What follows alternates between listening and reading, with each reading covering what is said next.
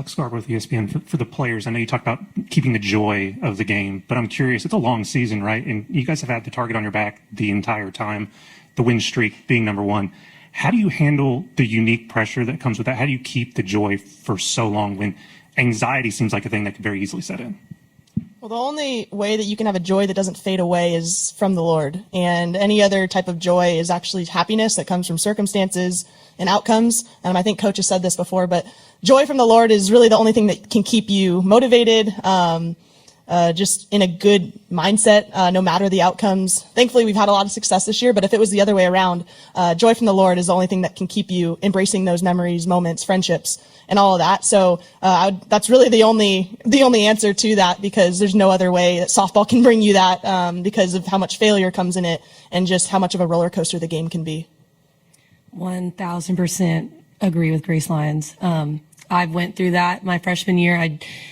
I was so happy to win the college. I've talked about this before, but I was just so happy that we won the College World Series, but I didn't feel joy. I didn't know what to do the next day. I didn't know what to do for that following week. I didn't feel filled, and I had to find Christ in that. And I think that is what makes our team so strong, is that we're not afraid to lose, because if it's not the end of the world if we do lose. Yes, obviously we've worked our butts off to be here and we want to win, but it's not the end of the world because our life is in Christ, and that's all that matters.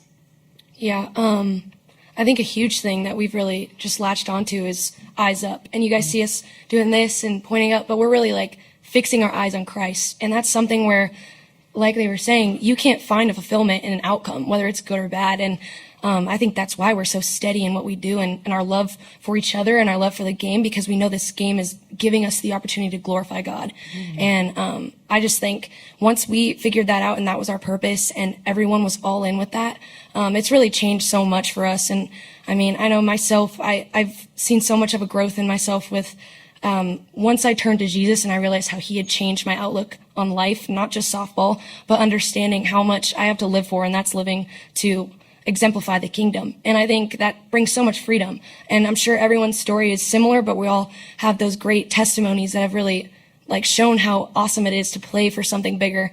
And I think that's just what brings me so much joy. And no matter the outcome, whether we get a trophy in the end or not, this isn't our home. And I think that's what's amazing about it, is we have so much more. We have an eternity of joy with our Father, and I'm so excited about that. And yes, I live in the moment, but I know this isn't my home. And no matter what, my sisters in Christ will be there with me in the end, when we're with our King. So.